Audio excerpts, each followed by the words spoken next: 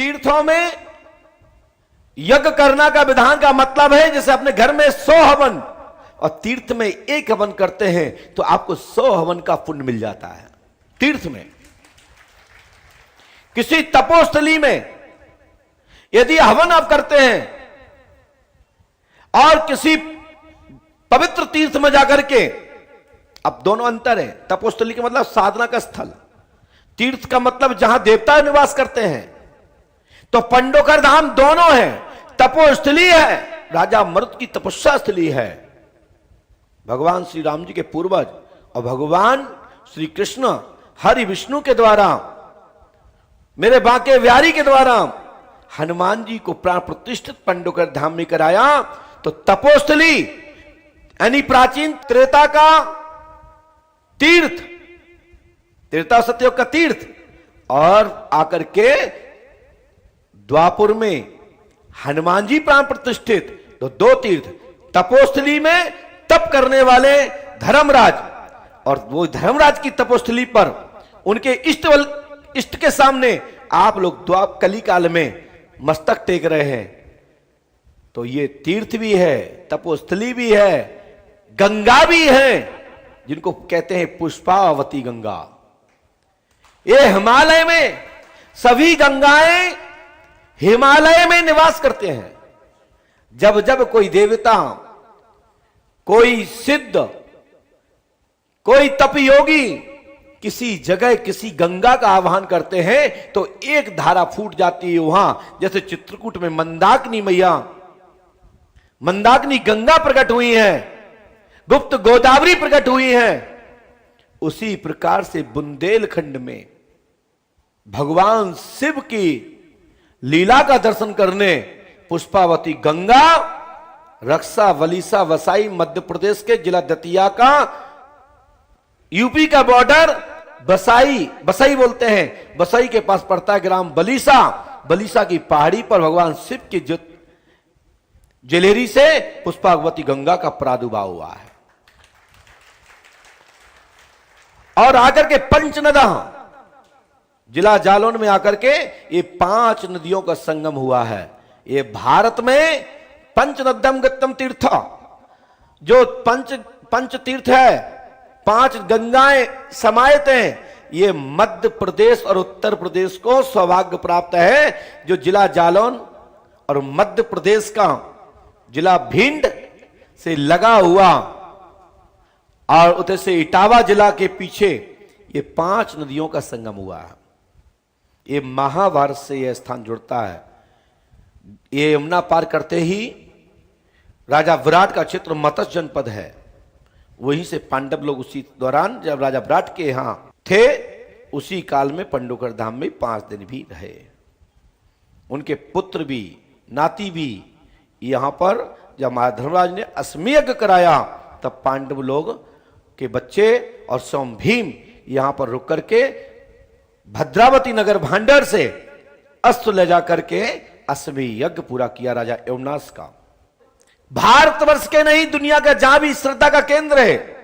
पहले हमारा बेटा बेटी शादी होने के बाद किसी विशेष स्थान तलाशते थे कि वहां जाकर के घूमने जाएंगे, आनंद लेंगे, एंजॉय करेंगे। अब वो बेटा बेटी कहती हैं शादी करने के बाद कि हम बद्रीनाथ, केदारनाथ जाएंगे, काशी जाएंगे, अयोध्या जाएंगे, पंडोकर धाम जाएंगे, वृंदावन धाम जाएंगे और उनके धाम से अपनी जिंदगी का आशीर्वाद लेंगे और अपनी जिंदगी को शुरुआत करेंगे, अपना परिवार को आगे बढ़ाएंगे और संसार में कुछ करेंगे। ऐसी सोच युवाओं बेटा बेटियों में आई है।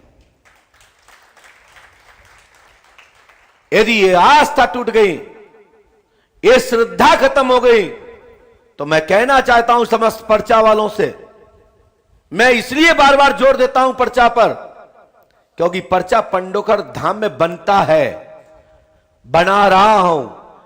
1992 से निरंतर यह दरबार चल रहा है। सन 1986 से दरबार प्रारंभ हुआ है और आज दिनांक तक श्री पंडोकर सरकार दरबार ब्राह्म में नहीं है, रनिंग में है, दरबार चल रहा है। हर व्यक्ति अपनी पद्धति को बचाने के लिए हर तत्पर तैयार रहता। बताइए, आप अपनी अपनी कंपनी, अपनी अपनी संस्था को, अपने अपने परिवार के कुटुंब को नाम बचाने के लिए आप लोग संपत्ति को दांव पे लगाते हो कि नहीं लगाते हो? लगाते हो कि नहीं लगाते हो? आज जो देखो वो पर्चा लिख रहा है। मैंने तो कहा है पूरी मीडिया के माध्यम से, यदि कोई कहता है कि मैं पर्चा बनाता हूं तो एक पर्चा मेरे सामने बना के देख लो, उसी क्षण 3 मिनट में खत्म, चौथा मिनट में अपनी हार मान लूंगा।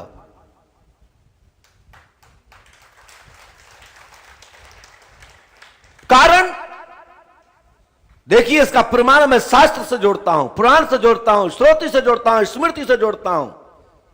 जब भगवान स्वयं श्री राम जी त्रेता में आए, महाराज जनक जी के यहां धनुष संबर की आपने कथा सुनी होगी।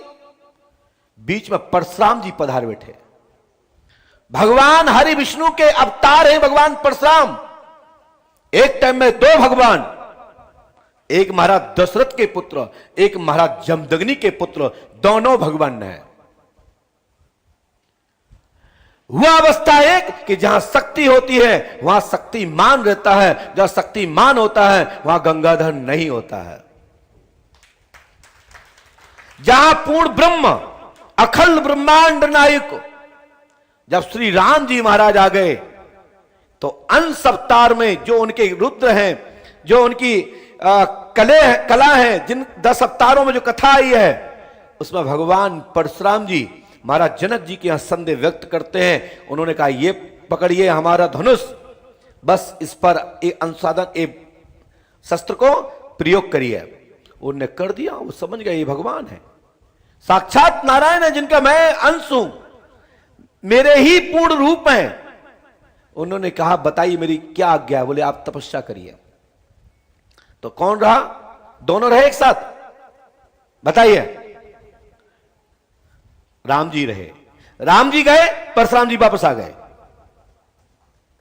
बांके बिहारी का जन्म होता है, बांके बिहारी आते हैं, और जब बांके बिहारी ने अपना हाथ में कमान ली तो भगवान परशुराम जी ने अपना चक्र सुदर्शन श्री कृष्ण को दे दिया कि आप इसको संभालो, मैं जा रहा हूं तपस्या करने। मेरी बात समझ पा रहे हो?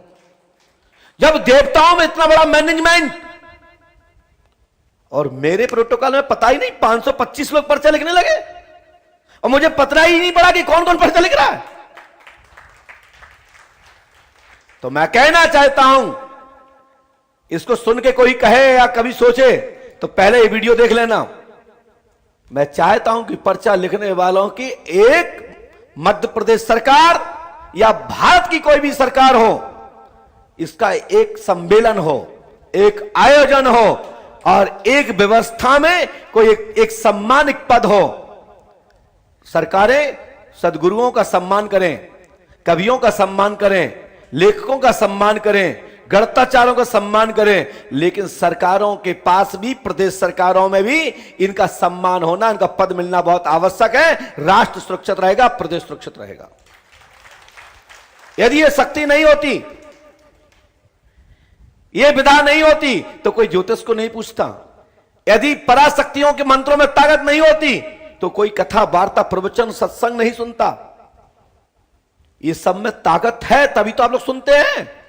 लाखों लाखों वर्षे बीतती आ रही हैं, हम लोग पूजा पाठ करते चले आ रहे हैं। कुछ तो सच्चाई थी, सच्चाई है, और जो भगवान पे आस्था रखते हैं वो एक गोली भी नहीं खाते और ठीक हो रहते हैं। और जहां डॉक्टर हाथ उठा देते हैं, वैद्य हाथ उठा देते हैं, वहां बोटी से काम चल जाता है, वहां जड़ी से काम चल जाता है, वहां धूप से काम चल जाता है, वहां के चरणामृत से काम चल जाता है। और आपका प्रमाण इस समय कई कथावाचक, बड़े बड़े आचार्य विद्वान आपके बच्चों को परीक्षा में पास होने का, आपके घर में शांति का, आपके घर में उन्नति का, आपकी तरक्की का, आपके हर विकास का, बड़े से बड़े बिगड़े हुए काम बनाने का व्यास गद्दी से आपको औपचार दे रहे हैं। यदि काम नहीं हो रहे होते तो लाखों लोग व्यास गद्दी के सामने ना बैठे होते।